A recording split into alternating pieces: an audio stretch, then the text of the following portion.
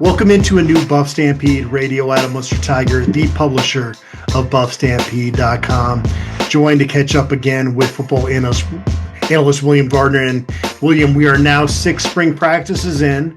The Buffaloes are on spring break. Obviously, the first couple were done in short, so we're kind of just starting to get to that point where things are ramping up a little bit. Then they're going to take this break and come back and really have, the bulk of April kind of be spring ball for the Buffs. I guess before we get into the Byron Leftwich addition to the staff, which is big news, and we're going to break down all of our notes from these first 6 practices. Is there anything that's kind of standing out at the forefront of your mind after these first practices? Well, I mean, not in terms of the team. Where there are a lot of things I think when we start talking about the team, but I guess the thing that's sort of dominating my attention is the Syracuse for the spring game and practices thing, which I think is like one of the bigger developments, frankly, in all of college football in a long time. I think it's very exciting and very super cool, and it's the kind of thing, it's the kind of thing only a Coach Prime could really pull off, because all the old school guys that can't, paid their dues. You know who I'm talking about. He's still got a date with this. We're still, but all those old school guys would never think to have a practice against another team, much less a scrimmage against them too. But I think it's exactly what this sport needs, because a lot of us are kind of getting disillusioned, with everything being contracts and NIL, and everybody gets paid a gazillion goddamn dollars, and it's all about drama and whatever. This is about actual football, and it makes the spring ball much more interesting. And and it looks like they're going to pull it off. And if they do that as CU versus Syracuse in a spring game, we'll be the focus of the entire sports world for that day. And so it's really another one of those ways that Coach Prime brings attention to the program. And I liked that he used it in a different way in his pre-practice speech to the team yesterday when he was talking about coming back from pro day and how different it is with the guys at the pro day. And if a scout says something, they jump and they give them everything they can give. And he says, why can't you guys give that to us? He says, we're working hard here to try to bring you something very special and give you, national TV for a spring game and something that's never happened before. I'm going to do that for you if you're not going to give every 100% effort and look stupid. Don't make me look stupid out there. So, it's both a reward for the players as well as, exciting for the program too. So I just think that's just really super exciting. And, one of the things we'll talk about a little bit later today is like, how much can you take from spring ball going against each other, especially O-line versus D-line. Is one better than the other? Is one just suck or whatever, So until you go against somebody else, that I think that makes a big difference. So I think reporters would enjoy it more than anything, because there's been times in the past years where a certain position at CU would look so great because the other side of the ball sucked so bad, and you didn't find out that truly until you got into the season. And now, I'm not even going to say that cliche that everybody uses, but having a lot of talented guys in the program together definitely makes them better when they get those reps against each other. Part of the thing is the guys that get invited to that pro day were the guys that do things the right way. Maybe that's another part of the message too, of like, if you're not willing to do that, you're not going to be in Frisco, Texas in 2, 3, 4 years when they're holding Big 12 Pro Day, because you didn't have the discipline to, get the coaching that you needed to get to that point. So, show up every day. What's that? And show up every day and do it every single day, because that's what it takes. It's not a part-time thing. But I do think that, I got a lot of comments on what I've seen so far in spring, and I do think that we're pretty loaded at most positions compared to, maybe not loaded compared to Georgia or Ohio State yet, but certainly compared to where we were last year, I think we're better at most every position I'm seeing. So we'll have a lot to say about that. But we got a lot of notes. Let's not bury the lead though, William. Byron Leftwich joins the staff. He's not going to be the offense coordinator. You would assume he's going to work with the quarterbacks. I'll never forget that game when he was at Marshall, where he what did he fracture his leg? He really messed up his leg bad, and he could barely stand up. But he had like teammates carrying him down the field to the next first down, and he is definitely proven toughness. Won a Super Bowl with Tom Brady as a backup quarterback, as a player in the NFL. With all these additions, now that we're looking in this new era of college football where you don't have limitations on the number of coaches that can be on the field working with the players. It used to be just your position coaches, and you'd certainly have equipment staff and whatnot helping out, but you weren't getting in-person tutelage throughout practice from as many people as you're going to have going forward. And so it always comes back to chemistry now. If Leftwich and Shermer are lockstep, then this is a great addition. Yeah, and I think that Coach Prime is building a program where he can say to prospective transfers and high school kids, you come here and you will be coached by NFL legends, really, not just NFL players, but NFL legends. And we are building a staff that will teach you everything you need to get you to the next level. And then it's up to you, you know, if you have the talent, if you have the work ethic, whatever. But he's bringing in people that are impressive at every position. But you know what is interesting to me too is that he's not just willy-nilly bringing in every damn dude he ever knew in the NFL. Okay, I mean he's bringing in specific. Chad Ochocinco is like outwardly campaigned, and Coach Prime is like, I know you, I know you. Yeah, right. You can't do this. Yeah. So he's bringing in guys that, and it's very specifically not just football. He's bringing in guys who will be positive role models for these young men in life as well. You know, like he's talking about, like it struck me with, for crying out loud, man, am I getting old? Marshall Faulk, that he brought in Marshall Faulk, at least partially because of his financial acumen and what he's been doing in the natural world after football to teach these guys some financial literacy, you know, as well as teaching them how to be great running backs. But I love that about this program. And the last thing that I saw from this week at the end of practice when they're all circled up is he's giving his last messages before they go off on spring break. And, you know, the first one was no means no. No means no. Don't take what doesn't belong to you, and be peaceful and walk away. He said the biggest battles I ever had was to walk away from battles I didn't have. I said people will be looking to call you out because you're special, because you're in the media, because whatever. And you walk away. And so, and then I think almost the last thing he said was, I'm proud of you guys. Most of you, I'm proud of your grades. And I saw a couple of guys in the back laughed. I'm not sure who they were thinking of, but he's always making it about bigger things than just football. And you know, I told, my judge the other day asked me how I like Coach Prime. We got to talk about it. And I said, one of the things I like about him is that the program has the highest GPA it's ever had in the history of the program. And he said, I didn't know that. And I said, yeah, these are the things that people don't know about this guy that make him truly special, you know. And how many Colorado Buffaloes have been arrested since Coach Prime has been at the helm? Have we ever had I don't wouldn't near me. I'll knock on this here. But I can't remember a stretch this long under another coach. And not just arrest, but any issues, no, people getting anything really that I can think of. Yeah. So, and there's an attention, and that's an attention to detail. That's like, it's like he says, you can't go you're not going to play in the NFL if you can't keep your life in order. Can't play in the NFL from a jail. So be disciplined, and discipline applies to all aspects of life and not just working hard. And I think a lot of these programs, Georgia clearly doesn't give a rat's backside about off the field stuff. You do whatever the hell you want down there. You probably don't even have to go to school, So do I have respect that program? No, I don't give a damn how many championships they put up on the wall. Fuck them. They're running an outlaw program and nobody says a word. But if somebody sneezes the wrong way on Coach Prime's team, and all of a sudden, well, anyway, we don't need to go down that road.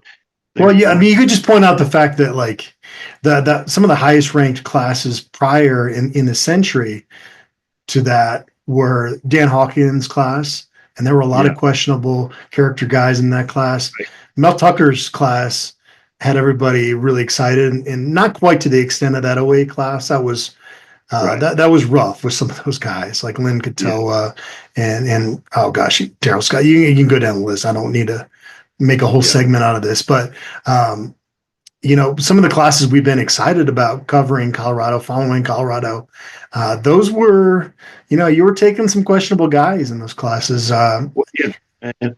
And I think that's why we got some of those guys, just because other teams were like, whoa, hey, hold on. Yeah. So, and now you just look at and I really think we're going to see an explosion in the level of recruiting under Coach Prime, because you look at the guys that are getting offers and are interested now, and it strikes me, and you probably more in the loop on this, but it strikes me that it's a whole step up above even what we've seen so far. Yeah, they're going to go still quality over quantity, but I think the quantity is going to increase with this class, and it's going to be fun to cover their recruiting. They did host 2 visitors before spring break. I've done a story on that recently on BuffStampede.com if you haven't checked it out. A lot of guys rolling through Boulder coming up. This is go ahead. Well, I was going to kind of switch gears if you had something to finish on that. Not at all. Go for it, man. You asked me about the chemistry with Leftwich and Shermer, and then you had asked me in an email about the offensive line coaching trio and how they, after having heard from all of them, and it's interesting. It's all it's one thing to hear talk about in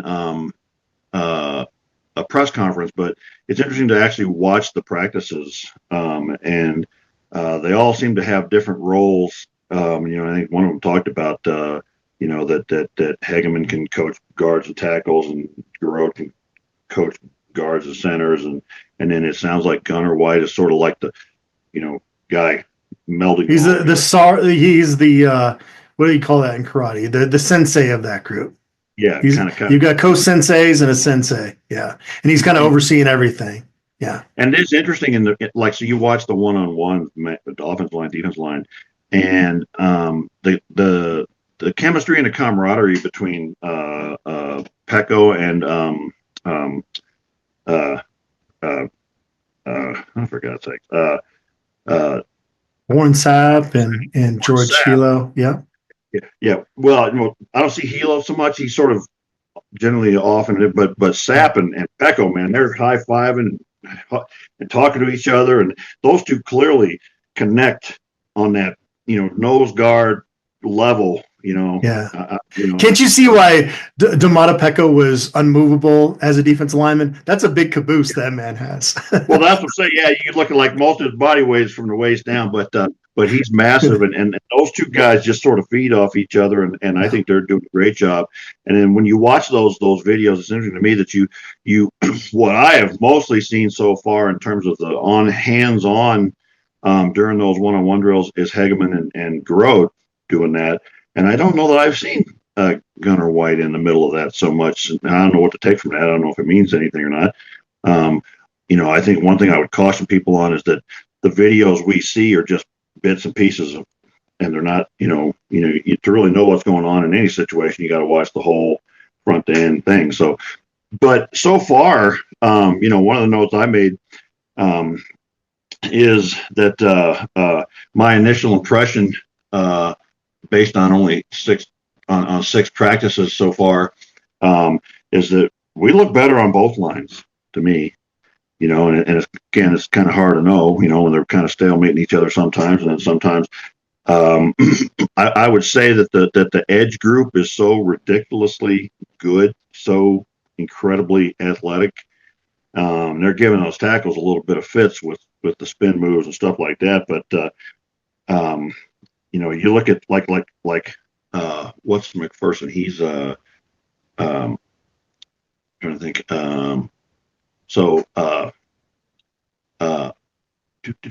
Alexander McPherson. I see him doing all kinds of ridiculous athletic moves, and he's probably not even a top 4 of the edge guys. And that just goes to show you the athleticism. And then Was it Quincy Wiggins that had that crazy spin move during the one-on-ones in that final practice before spring break? I thought there was a couple of them, but I thought, well, Taji McCoy, and he's a whole other thing we got to talk about. But Quincy Wiggins had one, and he started to really show up in team time, and then McPherson had a couple of speed rushes and a couple of inside spins, and then I think Walker had one too. But they were giving him fits yesterday with the inside spin, and even Hageman started to say, "What the hell? You just do what I teach you to do." But you get beat on the inside spin when you don't have your feet right, and so they got to get their feet right. But then, if I go ahead and finish my thoughts on this, I'll tell you, Zy Chrysler looked really damn good at guard in pass protection. Nobody's doing anything against him. And, he's got an attitude. He's not taking any crap from anybody. And then, you know what? I'm sorry, everybody, but Cash Cleveland looks good. Looks damn good. And I think, he gets good leverage on his pass protection and whatever. So those two guys kind of stood out to me on those pass protection drills. And then, I mentioned Tajay McCoy. If he ain't the star of the spring so far, I don't know who is. I love the clip with Maurice Sims just smiling and going, I can't remember what he said. It was paraphrasing here, but it was kind of like he's a grown man now. Yeah, he's grown up. He's not a freshman right out of high school now. I think he might be the surprise of the entire conference next year. I don't think anybody's ready for what he's bringing. And then Arden Walker is just getting better each week too, and we haven't even seen Okunlola and Keaton Wade this spring. Yeah. So maybe after spring break. But that defensive line and edge group, I think they're going to be better, which is saying something because we were pretty stalled last year. So it's very exciting, and great. I think it's rough on these tackles, the offensive tackles right now. But that's what I'd rather have. I'd rather have them facing first-rate guys in spring break and learning hard lessons than learning them in games. You mentioned Arden Walker. His leadership has kind of risen to another level as well. Even Robert Livingston mentioned this is a guy that he's not really willing to give the Cam Sumlin-Craig torch of, as Livingston said last year, he was the heartbeat of our defense. He's not going to give that crown or title to anybody during spring ball, but he did mention that Arden's a guy that they've had a conversation, and this just means so much to him. A legacy buff that went away, came back, and he's one of the better stories on this team. And he's one of those guys that produces better than maybe his stat line will look like some Saturdays. Well, he's the most underrated guy on his team, in my view. I mean, that guy was one of the best outside edge players in the entire conference last year. People don't even know it. Whatever you think about PFF grades, his grades were among the highest around on the edge, and he's very complete, both the run and the pass rush. And one example of the leadership this spring, I noticed in one of the one-on-one drills that Zy Chrysler just stalemated Anquan Barnes, and Anquan Barnes didn't like it very much, and the two of them got to pushing and shoving, and then they all jumped in there to try to break it up, and they kind of broke it up, and then I don't know what happened, but then Reggie Harden got in it with Anquan Barnes, and they're back in there, kind of looked like the dance of the hippos in that cartoon movie Fantasia. But anyway, it went on for a little while, and everybody's like, stop. And Arden Walker just came flying out of somewhere and just busted the whole damn thing up. He said, this is ridiculous. It's enough. We got things to do. We don't have time for this. And started yoking people back over on the defensive side, and that's what you need in somebody. It's all well and good to be competitive and have. I have never had a problem with scuffles in practice, but enough is enough. Let's get back to work. Yep, totally. And lastly here, before we get into our ad reads and more spring ball thoughts, the date for CU's Pro Timing Day event has been set for April 4th in Boulder. That should be maybe the biggest Pro Timing Day. I shouldn't say maybe. It will be the biggest Pro Timing Day event in Boulder history. with all 32 NFL teams expected to be in attendance. A bunch of guys were out in Frisco, Texas this week. Will Shepard had a nice 40 time, and BJ Green had a nice 40 time. I'm not a big combine guy. I really have to force myself to care about, these pro timing days and stuff, because I know it's important, but because it's my job, but it's not football. And I just don't really like it that much. But good for those guys to show out. Yeah.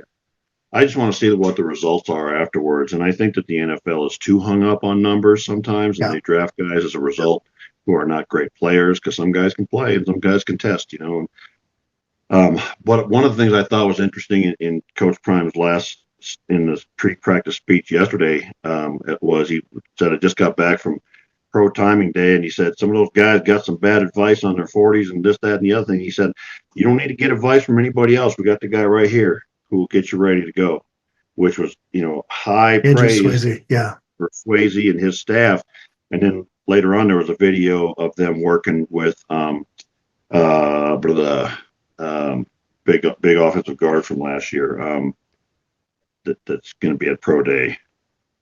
Justin Mayers, yeah, and they're working on his running technique and his high jump, and just the small little details, because when you're testing on those things, it's the tiniest little details that'll cut an inch off or your jump, or cut add a half a second to your run or whatever. So they're really focusing with those guys and working with them hard. It should be fun to see what happens with all that. But I just like to see the result. I don't watch it because I've seen too many years of that, but I just want to see the results afterwards. And I'm always curious. My most curious thing is always when they get weighed and measured. I'm like, A little different than they were listed at in the college career. Suspected that. Yeah. I'll tell you though, Travis, he measured in at a better weight than I would have expected. Was it 182? What was it, in the 192 or something like that?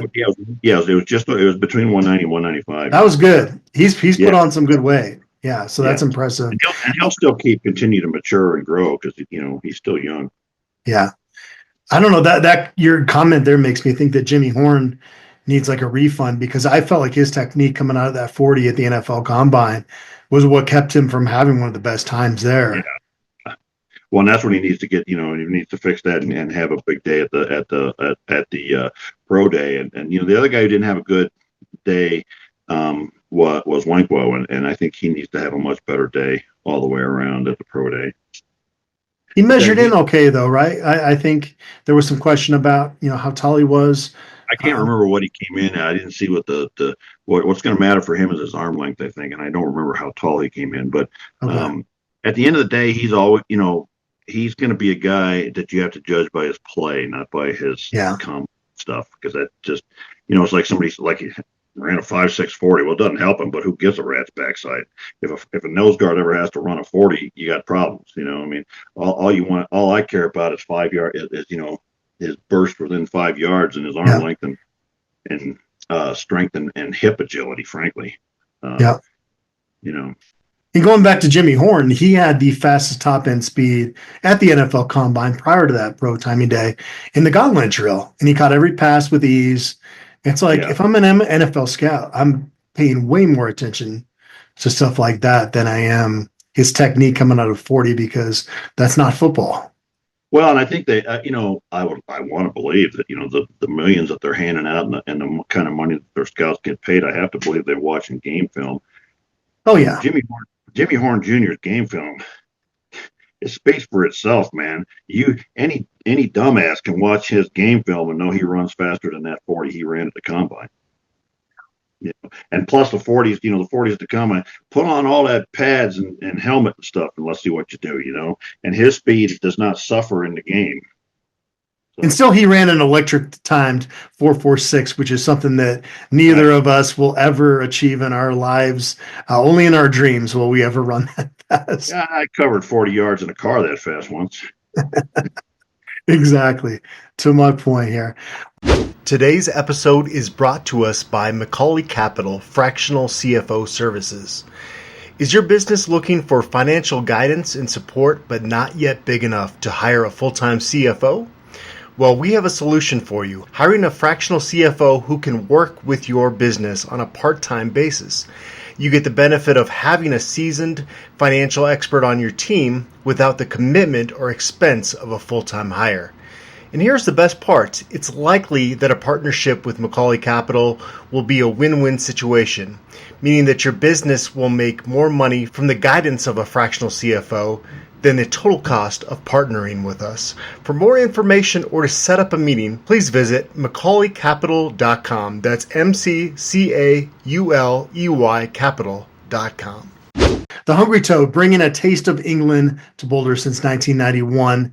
They serve up hearty homemade fare from their scratch kitchen, paired with a brilliant selection of British beers.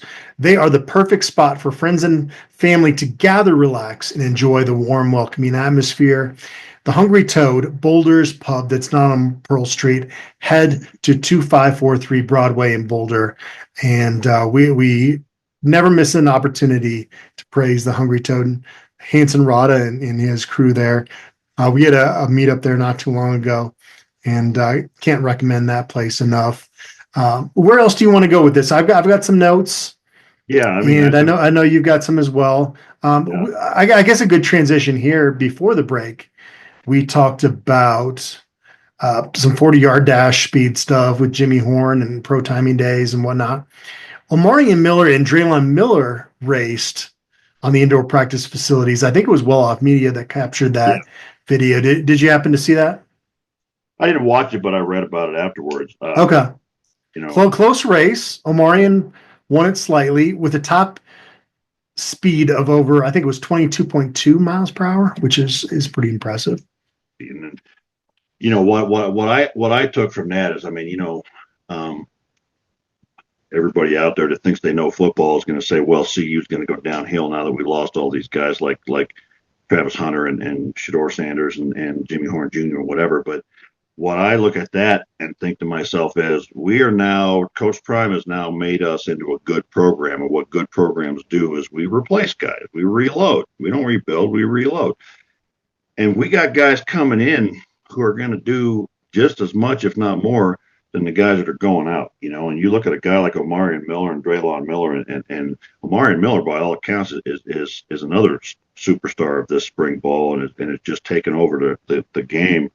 And guys like that are just going to run past defenses like they're not even there, So I think that's what stands out to me is, in great programs, great players come in, and sometimes they got to bide their time a little bit. And then Omarion Miller kind of had some injuries, but we got some guys this year. We are not going to fall back by any means, even losing a Heisman winner and what have you. And I'll tell you another guy that stood out to me amongst the skill players, who from all accounts is really been a surprise this year is R.J. Johnson at defensive back. Mm-hmm. So you physical. See all the, yeah, and covering guys and tight coverage and good hips, and you just see we've got guys that are going to fill the spots of the guys that are leaving. So, it's exciting to see that kind of speed on this team. And Quentin Gibson is just as fast as those guys too. And we have got some real weapons. We could take the top off of defense anytime we want this year. So It's going to be fun. I've noticed it looks like to me from the practice videos I've seen that we're trying to run the ball more. Whether that happens in games or not remains to be seen. But and who's right there in the mix? Old faithful Charlie Offerdahl. Charlie Offerdahl. Yeah, I still don't think he'll be. I think I'm seeing the same things that I saw last fall. I hate to be this negative about anybody, but Dallin Hayden still gets tripped up by a blade of grass.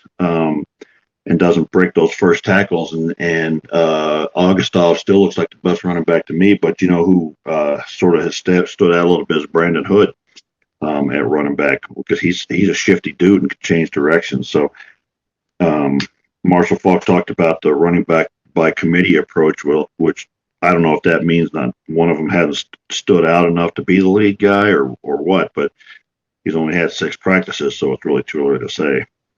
Yeah, I was thinking about that actually on my drive home after we got a chance to talk to Marshall Falk. And initially my reaction was that it sounds like Marshall Falk is looking for more running back by committee, but then kind of reading between the lines as I went through his transcript, it was like it's kind of more talking about today's day and age of college football where you're just not going to have a lead back that's getting 90% of the carries, like was the case. I mean, I don't even know. It might have even been higher than that when he was at San Diego State, because he was out there all the time, right?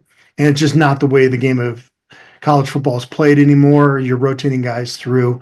So I don't know if he said anything definitive there, but he did say it's going to come down to trust and pass protection and run blocking. And that's what you need your running backs coach to preach, because all these guys, when they're falling asleep at night, they're dreaming about the spin moves and the different things they're going to do athletically.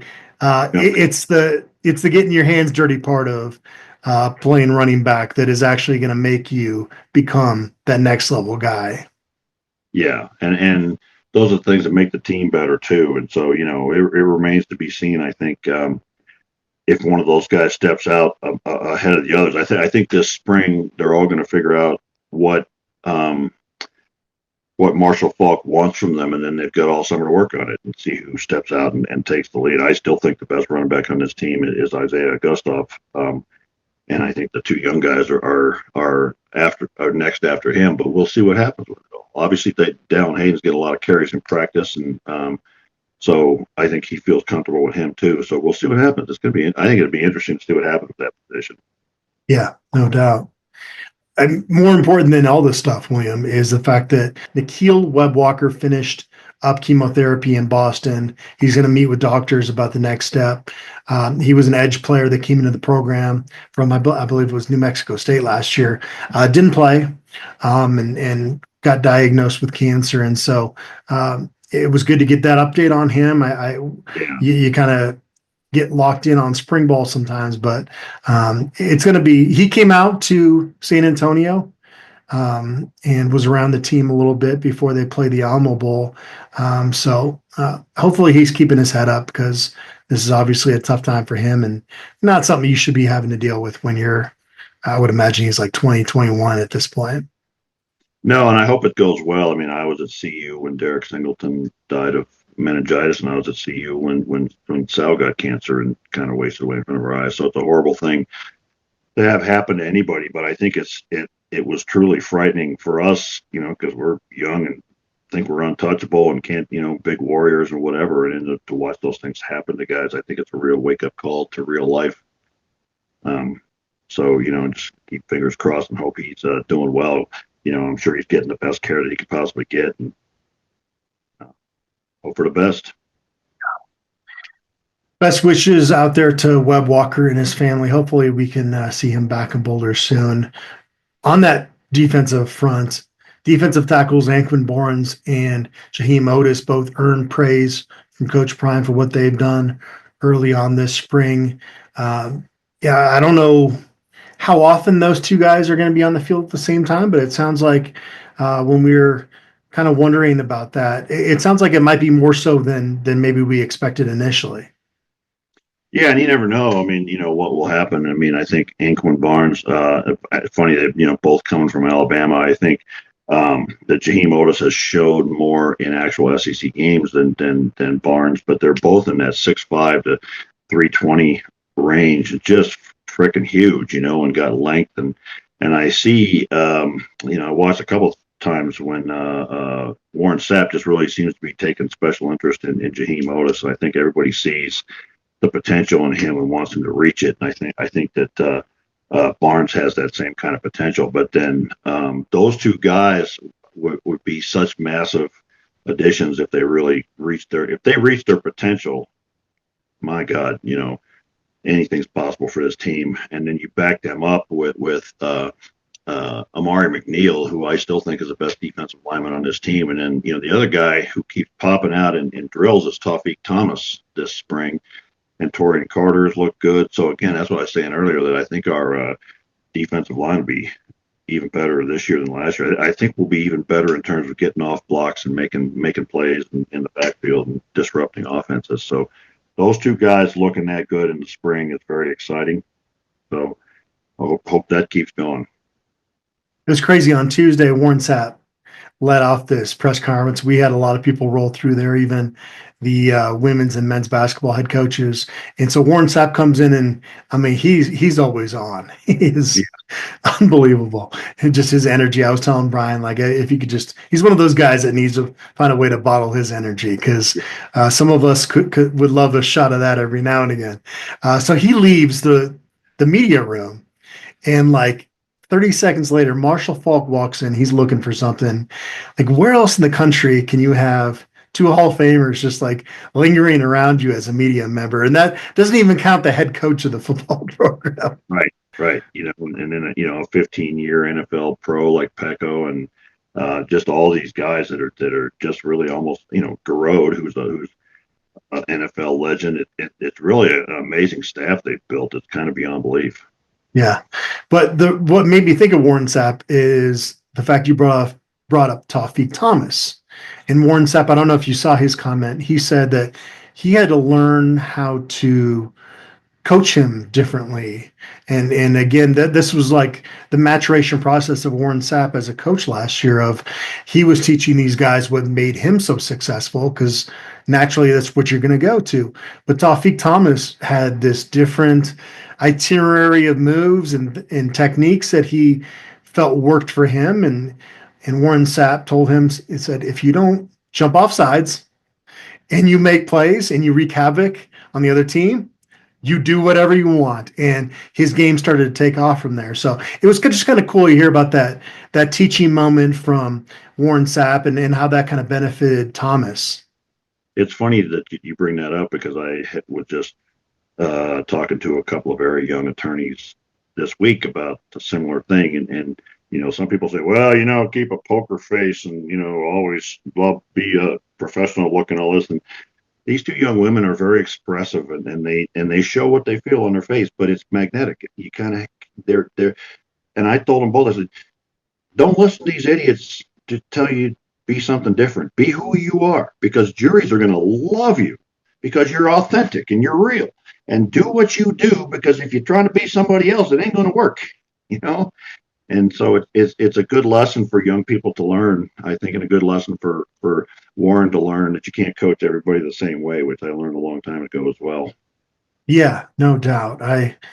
Again, that kind of is part of this program too, is about allowing your personality to be what it is. And it's not one of these things where, you better get here with the right socks on, with the right, and you clean up your locker and all this stuff. The discipline part of it's there, but you get to be who you are. And I think that's what's attracted a lot of people, young people that in this NIL space, if all things are even, they're coming to Colorado. And maybe even if the NIL deal is not as good, you know, it's an option that just kind of fits them, I think, personality wise, more than some of these other programs. Well, and I think the smart people understand that the opportunities you have here for actual NIL, with the way NIL is defined, is far more than you're going to have in any other places. So maybe you get a slightly bigger bag going somewhere else, but you're an idiot because you could have made more here if that's your thing. But Coach Prime doesn't want the guys that just want the money, and I think he's right. But I think, you know, Deion Sanders and now Coach Prime have been for 30 years about the idea that a young black man should be who he wants to be and can be successful and still have a personality, you know, and not have to be constrained, and be careful about that kind of thing. And I have always loved that. And since he's come to see you and I've got to know who he is more, I like it even more, you know, and I think it's got to be a great recruiting tool for young men to say, you know, you can come here and be who you are. You got to follow the rules, but we will give you every opportunity. There aren't a lot of places in the country that are going to get you as well prepared for the NFL as this place.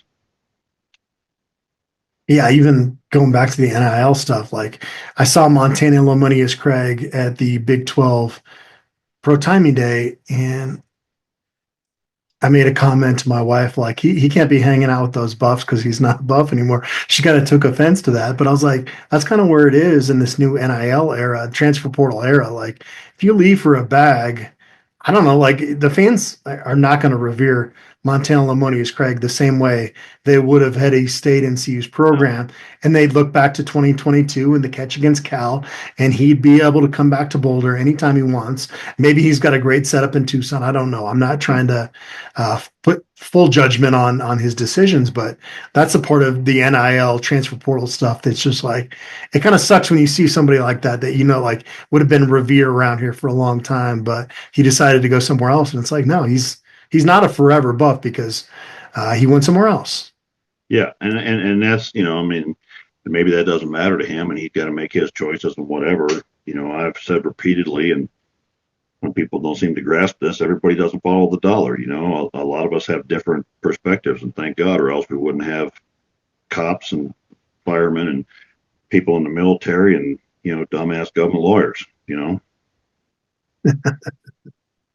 Well, you said it, not me. I felt like Michael Pollock basically laid out exactly special teams. And I know there's a lot of positions when you look across this team where, aside from like left tackle, maybe cornerback positions, nickelback, you got a lot of positions in pencil at this point. But in special teams, it seems like, okay, Alejandro Mata is going to continue to be your short yardage field goal kicker.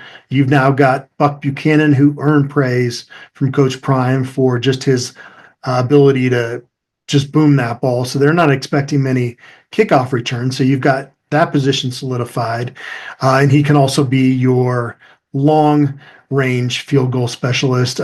He hit 2 over 55 yards this past season. I believe he hit a 57 yarder at Louisiana Tech. So you kind of know what that's going to look like.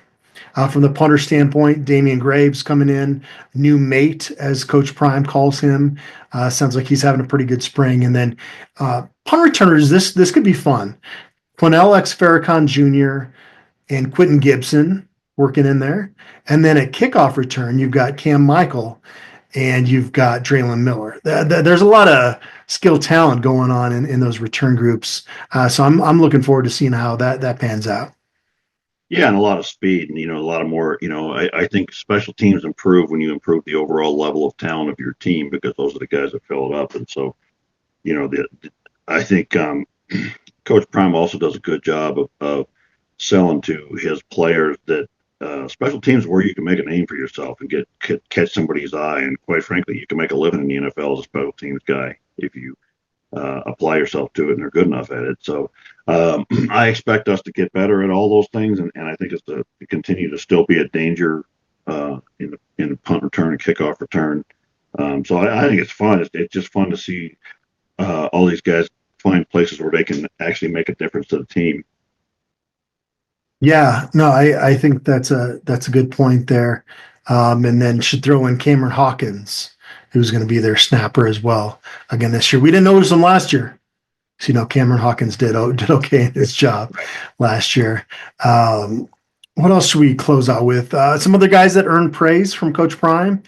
Athlete Isaiah Harge, who was a great jersey guy last year, silver jersey, I guess, since we're talking CU football, that did nickelback, running back, receiver, special teams last year. He was kind of a Swiss Army knife across the board. He's focusing in on slot receiver. And, when I see a clip of him taking a dump off pass during 7-on-7s, I'm not anointing him, but he's been very consistent through 6 practices. And I would not be surprised if he actually works his way in and be in the mix as a starting slot receiver for this team. Yeah, and he's undoubtedly got talent and another addition of speed and shiftiness, and I think the ability to change directions and make people miss. So there's just a lot of weapons on this team, and they're going to have to find ways to use them all, in ways that really reach their individual talents. So a lot of places to go on offense. I think this offense is going to be even better than last year, and I think they'll do more different things. I think the run game is really going to pick up, and I think conversely, that will open up the passing game a lot more when teams have to be more honest about the run game. But and then the other thing about the offense is it really looks to me like the tight end position is going to be a bigger part of this offense. And I'll tell you one thing I noticed is that Zach Atkins and Corbin Lazier are freaking huge. Those guys look like tackles, for God's sake. And I was like, holy crap, look at those two dudes. I mean, I don't know how they're looking on the field so much, but I do see the tight end catching the ball much more often, as so far as I've seen this spring than before. So between them and obviously I see Savell Smalls all the time, and I'm not sure what's going on with Hart if I haven't seen him. But he's coming back from a torn ACL, so he's not back in the mix yet. Okay, I haven't seen him, but Savell Smalls is always right in the middle of everything, and he looked good too. I don't know if Corbin Lazer's ready to play yet, but my God, he looks like it. So, yeah, I can't really talk about, well, I can talk about this because it was a photo window. I had my camera, and this is only based on photos I took. But he took this blocking dummy and just threw it aside, like just anger was like Zach Atkins, okay. A blocking dummy, just ragdolled that thing. It was just like this massive piece of equipment. He just flung it aside. He has got an edge to him. You can tell. Yeah.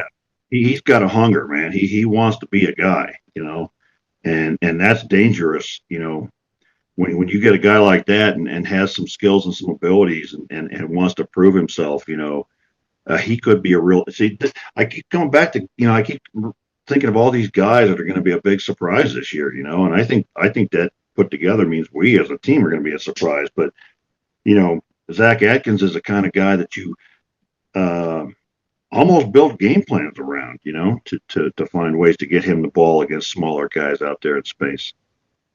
What about Ben Finiseth? He's still getting his FaceTime on those well-off media videos. And Coach Prime went out of his way to mention him, and it's kind of almost like he's his new Charlie Offerdahl in the sense of like, he's like, unless you beat him out, he's with that first group right now. Well, and I saw him talking. I think it was at the end of a practice, talking to the team when they're all circled up like that, and he was talking about like, defensive backs. This guy goes 100% all the time, and if you're not going to do that, you're not going to beat him out. And I think you need guys like Ben Finiseth on your team, because if you've got those kinds of guys who will give everything they have every single minute, then they're the guys you point out, and they're an example to the rest of them, and those guys become the heart of a team, even if they're not the big stars, and whatever else, I wish we have all kickoffs to the 1 yard line so I could see Ben Finiseth run over people. But no, hold on, don't go there. No, got to kick it 10 yards deep in the end zone. That's the only fun way to do it. Well, 50-year-old Ben Finiseth might actually be happy about Buck Buchanan once he gets there. His body's going to hurt a little less, I feel like. Yeah, it sure is fun to watch for us. So, but yeah. There's the point though that great teams are filled with guys like that, and it's important that you have a coach like Coach Prime. And this is what, like, so all the idiots outside of Boulder that don't know what's going on, like, oh, he's just there for his own sons and Travis Hunter and whatever. But like you said, whether it's Charlie Offerdahl or Ben Finiseth, he notices guys who have less talent but more desire and more hard work, and he praises those people. And he's not just out there patting the stars on the back. He's patting the guys on the back who are giving it everything they have. And I think that means a lot to people. Yeah. I just one last note here, William, and then we'll go to whatever you have left on your notes. If nothing, then we can close out. But I didn't know that Kevin Mathis was poached by the New Orleans Saints tried to poach him to join their staff this past offseason. We knew that Robert Livingston was a finalist for their DC role. So, this was when Coach Prime came in with some guys. There were some questions about, the history of, right. Andre Hart and Kevin Mathis had been with him so long. But we've heard Livingston say that Mathis is kind of a red zone wizard. Like, he really is really smart. And I think I'm pretty sure, 99% sure, didn't see you have the number one ranked red zone defense in the Pac-12, Big 12 this past season? Yeah, something like that, right up there at the top. And Mathis, if I remember correctly, is the guy who came in with the Cowboys as a rookie late in Dion's career and kind of took him under his wing. And Correct. Yeah. took him under his wing as a player, and then he just sort of stuck together after that. So it's not like he just found this guy at a 7-Eleven or something. I mean, he was an NFL player, and here's the thing about Coach Prime is he seems to recognize talent, coaching talent, playing talent, whatever. And when you got a great coaching staff, they're going to get poached. And, people could be nervous about that if they want. But I think what we've seen so far is that every time we got to replace somebody, we get somebody better or at least as good. So we're going to lose guys. I'm telling you right now, Just fortunately, it wasn't Robert Livingston this offseason, right? Yeah. That's the one guy that it would have been tough to replace him just because of the continuity and the momentum that side of the ball had created. Right. So you want them, you want them a couple of years at least, but then, once they've done something special, then you can go out and it's more easy to replace them because you've had some success on the field. I think after that first year, I think a lot of coaches out there probably were, I don't know if I go so far as to say reluctant, but at least had a question about whether they should join up with Coach Prime. Is he going to be any good? Is he going to make it? We're getting 9 wins last year, and I'm fairly confident we'll get 9 or 10 this year. And then all of a sudden people will realize that guy knows what he's doing, and then people will be more reluctant to, or more excited, actually, they'll be beating the doors down to try to get jobs here. Yeah, definitely. Anything else you want to talk about before we close out? I think that's it for now. I'm just going to keep an eye on this whole Syracuse thing. I think that's very exciting, and nothing else really going on. We're going to see, I guess, in the next month, a lot of really quality recruits come through Boulder. So that'll be fun to see. And they really seem to have this visits and stuff and the recruiting down to a science. Remember a year ago or 2 years ago, what a big deal. Well, Coach Prime doesn't go to people's homes. Who gives a rat backside? The bottom line is they know how to do it. They're making a good job of it. So I'm excited about that. Yeah, as far as I know, they would need a waiver to be able to play Syracuse in a spring game. So my level of optimism there is low just because it is the NCAA, and they tried to get a waiver to play Arizona State week 0 in Coach Prime's first season, and that would have been such a cool thing for him and Dillingham to have their first game together. They were going to do like a neutral location in Vegas, like in the NCAA, turned that down. So they're changing rules all the time. So I don't know. It might be more of a thing for next year. I think that would be hard to pull off in this short period of time. I hope I'm wrong because it makes me so angry when I read about these programs that are canceling their spring game.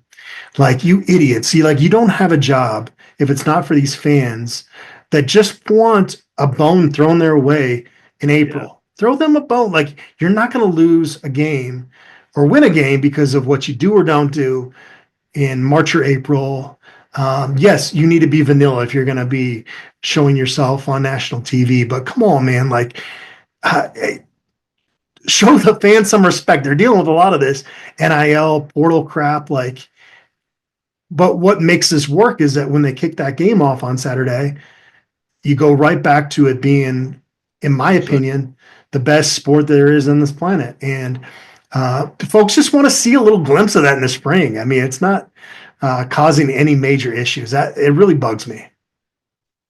Well, I mean, I think, I know Coach Prime said they're put in some kind of an application or something with the NCAA. Quite frankly, I think teams ought to start giving a middle finger to the NCAA. They don't have any power anymore anyway. Screw them. But like you say, if the NCAA wants to kill off college football, they're doing a good job of it. And if they want to get in the way of a thing like this, which is good for the sport, well, you clowns want to kill the sport, by all means. I guess that's what we do. But I don't know. I'm going to feel more optimistic about it and hope for it. And I mean, he seemed to be talking like it's a thing they're going to do, and we'll see. Hopefully, yeah. I don't know. I mean, I think it'd be fun. I think it'd be a real exciting and a real benefit to the sport as a whole, not just for CU and Syracuse. But I don't know.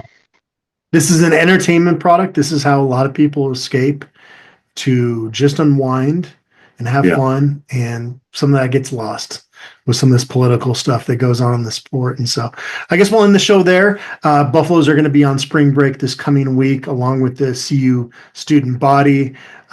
Coach Prime said, to your point earlier, it gave a very stern message, not only to the players, but the staff members too. Right. Everybody's got to be smart about this. And staff too. Yeah. I'm going up to Portland to see some family at the end of next week, and I can guarantee you, William, I'm not going to get in trouble. I'll be back in time. Yeah, we're too old for that kind of shenanigans. I just need to go sleep. Yeah. Well, I always appreciate you, William. This was fun. 6 practices, and I felt like that was an amount of commentary you should have at this point, because it really hasn't gotten to the point of to where we're getting further than that, but some good notes to come out of. And, so shout out to Well Off Media and the pregame show, and reach the people, those people that give us that content to be able to watch some of this stuff and react to it. But always fun to talk football. This is what I enjoy doing, not the drama side of things. Right. No, this is the more fun. This is the whole point of it, And plus a gratuitous shout out to my friend. You know who I mean?